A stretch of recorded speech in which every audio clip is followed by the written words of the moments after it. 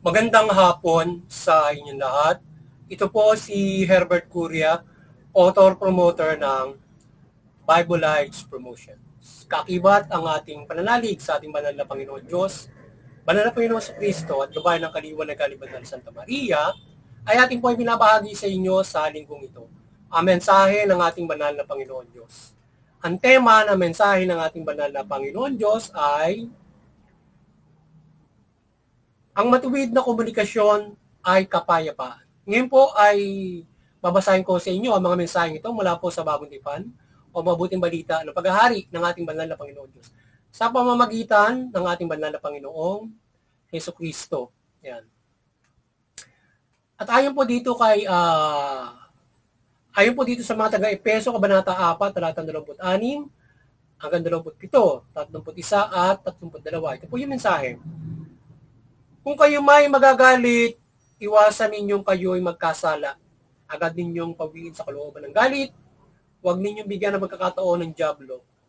Alisin na ninyo ang lahat ng sama ng loob, galit at puot. Huwag kayong mambubulyaw, manlalait at mananakit ng damdamin ng kapwa. Sa halip kayo'y maging mabait at maawain sa isa't isa at magpatawaran, tulad ng pagpapatawa sa inyo ng Diyos sa pamamagitan ni Kristo.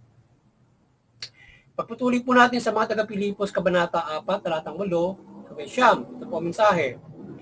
Sa wakas, mga kapatid, dapat maging laman ng inyong isip ang mga bagay na karapat-dapat at kapuri-puri. Mga bagay na totoo, marangal, matuwid, malinis, kaibig-ibig at kagalang-galang. Siguan ninyo ang lahat ng inyong natutunan, tinanggap, narinig at nakita sa akin. Kung magkagayon, sa inyo ang Diyos na nagbibigay ng kapayapaan. Ipagpatuloy po natin kay Apostol Tito, Kabanata 3, hanggang talatang 2. Ito po ang mensahe.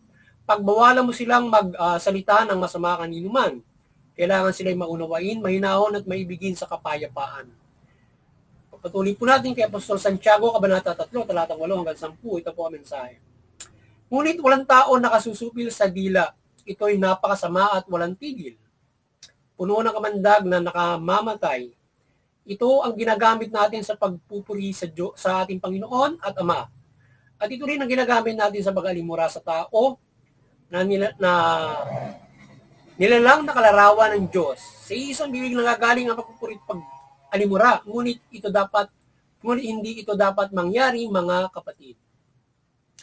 Pagpatuloy po natin sa 1 Pedro, Kabanata 3, talatang 10 hanggang 12. Ito po ang mensahe. Ayon sa nasusulat, ang may nais ng payapa at saganang pamumuhay, bila ay pigilin sa paghabi ng kasamaan. Ang marayang pangusap at anumang panlilinlang sa kanyang mga labi, pag-ingatang huwag lukal. Ang gawang masama ay iwasan sa tuwina at magsalin ng ugali na matuwid at maganda. Ang may tiing mapayapa at mabuting pakisama sa kanyang puso't diway, tuntuning nangunguna. Ang mata ng Panginoon ay nakatuon sa matuwid, panlangin nila agad malugod na dinirinig. Ngunit tuwing makikita ang mga taong gawang lihis, iyong banal niya muka, sapot ay naging ngit-ngit. Ito po ang mensahe at salita ng ating banal na Panginoon Diyos. Yan. Sa ating pagbabahagi ng mabuting balita dito sa Bible Lives Promotion. Yan. Ating po pasalamatan ng ating banal na Panginoon Diyos, banal na Panginoon sa Kristo at banal na Espiritu sa Tagay din ng ating banal na Santa Maria. Yan. Maraming salamat po sa ating banal na Panginoon Diyos, banal na Panginoon sa Kristo, at gayon din sa ating banal na Santa Maria. Ngayon po ay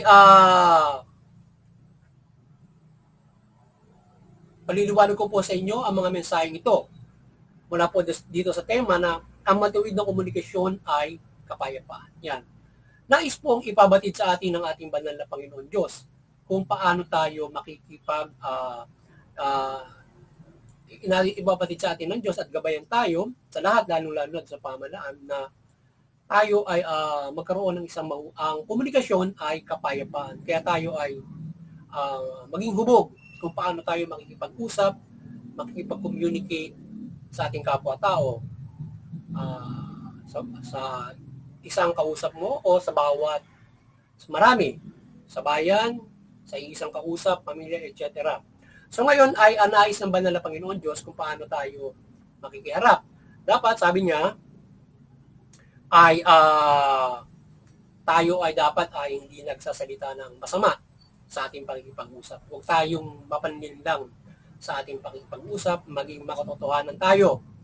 Dapat yung ating dila o yung ating pananalita, ang ating bibig ay dapat nating mapigil. Sapagkat dito ay ito ay ginagamit natin sa pananampalataya, pagpupuri, pagsasalita ng ating banal na Panginoon Diyos. Kaya ito ay dapat ay gamitin natin sa mahusay na pakikipag-usap, pakikipagkapwa. Kaya tayo ay pigilin natin ng mga anumang masasama nating naiisip at panlilinlang o panluloko ng ating kapwa-tao. Bagkus tayo ay humarap ng matuwid, humarap tayo ng mga totohanan, mahinahon, maayos, mapagpakumbaba, at mabuti. Iba't ibang mga gabay sa ating ng banal na Panginoon Diyos na kung paano tayo haharap sa ating kapwa, paano tayo makikipag-usap, at kung paano tayo makikipag-communicate sa kapwa-tao, sa bayan, sa marami. So dapat ay naaayon tayo sa isang mapagpakumbaba, mabuti, mabait, maunaway, matiisin, mahinahon, natin silang kakausapin. So ganyan tayo dapat na mold ng ating pakikipag-usap at pakikipagkapwa. So tayo ay hindi dapat unang-una ay manloloko ng ating kausap o tayo ay mapanlinlang. Bagkus tayo ay nakikihirap ng matuwid, matapat, maayos, makatotohanan. Yan. At hindi tayo mapanggawa ng masama sa ating paghahayag ng ating mga salita or pag-ipag-usap sa ating kapwa. Hindi natin sila kumbaga parang let's say these words na sinasalaula mo yung mga kausap mo, di ba? May mga ganung mga tao na mapanlinlang kapag nakikipag-usap. Hindi sila matuwid o makatotohanan o mahusay makipag-usap. Marami syempre yung mga taong mapanlinlang. Lalong-lalo na syempre yung siksik ang mga sumail. So kaya tayo ay ngayon man tayo ay mahusay dapat na nakikipag-usap sapagkat ang dulot nito ay kapayapaan at tayo mapayapa sa ating pag-usap. So kaya dapat ay yan ang gabay ng ating banal na Panginoon Diyos sa ating pakikipagkapwa o pakikipag-usap. Dapat kontrolado natin yung ating bibig. Lalong-lalo na kung tayo ay mayroong sama ng loob, kung tayo ay may galit. So tayo ay kung magagalit, yan ang mahirap sa pakikipag-usap kung tayo ay galit. Kaya dapat tayo ay mahinahon, tayo ay maunaway. Malawak ang ating pag-iisip in pagsasalita at pakikipag-communicate sa ating kapwa-tao para maiwasan natin yung pagsasalita ng masama, lalo na yung gagawa ng hindi mabuti yung ating kapwa-tao. Kaya nais ng banal na Panginoon Diyos na tayo ay matuto sa pakikipag-usap, sa pakikipag-communicate sa ating kapwa-tao. Lalo na kapag nagsasalita ka sa marami, lalo na nasa pamalaan. So you know how to communicate and you know how to handle people. Ngayon kasi siyempre, yung pamalan, kapag nagkamali ka, magkagulo yung mga tao sa iyong mga inihayag, di ba? Ating pamalaan at mga sinasabi na pangmahalan. At hindi sa simpleng pakikipag-usap lamang ay kailangan makita ka ng kapagkapumbabaan, walang kayabangan at ikaw ay mahusay sa pakikipag-usap. Sa gayon ay dapat ay may kasama. Dito sa sinasabing ito ay dapat ay ikaw ay daladala mo ang pananampalataya mo o maka-spiritual na makipag-usap para mahikayat mo yung kausap sa kabanalan, sa mabuting pamumuhay. So kaya dapat tayo ay maging mahusay at matuwid at mabuti, mabait yan, sinasabi natin. Maganda ang mga pag-uugali natin sa ating mga pakikipag-usap yan. Hindi tayo salbahe, meron kasi kapag nakipag-usap, mayabang, mataas, mapang-alimura ng kapwa-tao, di ba? Mga ganun. Or else, iba't ibang mga kung paano niya i-communicate yung tao sa iba't ibang pamamaraan aside from casual pag-uusap, di ba? So, ganoon. So, kaya tayo ay yan ang gabay ng ating banal na Panginoon Diyos at syempre pagkasabuhay ng mabuting balita para tayo ay mahusay kapwa-tao kung paano tayo mamumuhay. So yan. So muli, sana ay nagabayan na naman kayo ng mabuting balita sa ating pagbabahagi nito dito sa Bible Lives Promotions, at kayo ay nagabayan sa inyong spiritual na kaligtasan at mula sa inyong pagkasabuhay sa inyong praktikal na pamumuhay. At tayo ay magkaroon ng malaking pag-asa sa kaligtasan spiritual at maging sa pang-araw-araw na pamumuhay. Yan. At muli, sana tayo ay patuloy na magabayan ng ating banal na Panginoon Diyos, Panginoon Jesucristo at banal na Espiritu Santo.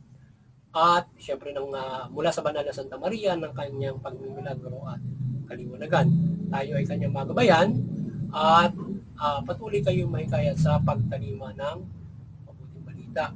Ngayon man ay hindi sa lahat ay ating pakinggan ang mabuting balita bilang gabay at presensya sa ating ng banal na Panginoon Diyos mula sa ating mga pagbabahagi, lalong-lalo na sa gabay ng ating simbahan na ang Panginoon Diyos ay patuloy ang presensya sa atin ng ating simbahan sa ginagawa ng ating mga kaparian. Yan. At maging sa mga kagaya natin na naghahayag ng salita ng ating banal na Panginoon Diyos. Yan. At kung tayo man tayo ay nananampalataya sa ating pagbabahagi ito at paggabay sa sangkatauhan at mga kapamalaan ng mabuting balita na tayo ay gabayan ng banal na Panginoon Diyos, Panginoon sa Kristo at banal na Santa Maria. Ayan. At muli doon sa interfaith unity, patuloy na tayo magkaisa mga iba't ibang mga relihiyon, mga iba't ibang mga Christian denominations. Magkaisa tayo dyan upang unawain natin yung ating way of belief para hindi tayo nagkakaroon ng diskusyon, hindi pagkakaunawaan at nauuwi sa sigalutan at karahasan, lalong-lalo na magkaroon ng digmaan dahil sa ating iba't ibang mga pananaw at paniniwala, maging may pananaw na reliyon or walang pananaw na reliyon. Magkaisa tayo sa interfaith unity, unawain natin yung ating mga pananaw, sa gayon tayo nagkakaisa sa kapayapaan. O mayroon tayong pagkakaisa, kapayapaan at pagtutulungan at iba't ibang mabubuting mga aral at mga perspektibang mabubuti para hindi tayo nagkakaroon ng kaguluhan or mga hindi mabubuting nangyayari sa ating komunidad, mundo. Bagus nagagabayan natin yung ating lipunan, komunidad, bansa at buong mundo. Iba't ibang mga lipi, lahi, yan. At maliban dyan doon sa CBCP, Vatican Church, tayo ay patuloy kayong gabayan ng ating banal na Panginoon Diyos, Panginoon Jesucristo at banal na Santa Maria, mariwalagang kayo patuloy at inyong patuloy na pagbuklorin ang sangkatauhan sa pananampalataya sa Panginoon Diyos mula Panginoong Jesucristo at mabuting balita. At sa ating munting kakayanan, sana ay tayo ay patuloy na gabayan ng ating banal na Santa Maria ng Panginoon Diyos, Panginoon Jesucristo ng kanyang kaliwanagan ng pagmimilagro, iba't ibang pagmimilagro para maihatid sa inyo ang mabuting balita at maibahagi natin ito at iba't ibang paggabay sa ating kapamahalaan, iba't ibang pagmimilagro. Yan. Para tayo ay sa inyong paggabay sa inyo para sa inyong kaligtasan spiritual at nais ng ating banal na Panginoon Diyos para sa ating lahat. Sa mga kapamahalaan, kayo ay maliwanagan ng banal na Santa Maria ng mabuting balita ng Panginoon Diyos, Panginoon sa Kristo at mahala kayo ng mabuti matuwid. Tugunin niyo yung karapatang pantao at mabayaran kayo ng patas ng justicia. Sa gayon, makiinabang yung inyong mamamayan. Ang mga tao ay mga pamumuhay ng ayon sa kanilang karapatan, may mabuting pamamahala. Sa gayon ay makapamumuhay sila ng magkana ayon sa karapatan at higit sa lahat ay makapananampalataya sila ng lubos para sa kanilang kaligtasang espiritual kung saan ay kayo ay itinalaga ng Diyos para makatulong niya sa kabutihan. Muli, magandang hapon sa inyo lahat at sana ay naliwanagan na naman kayo sa ating pamabahagi ng mabuting balita mula dito sa ating mensahe ng banal na Panginoon Diyos hinggil sa kung paano tayo sa ating pag-ipag-usap o pag-communicate sa ating kapwa-tao sa iba't ibang pamamaraan. So muli, magandang hapon sa inyo lahat at God bless you.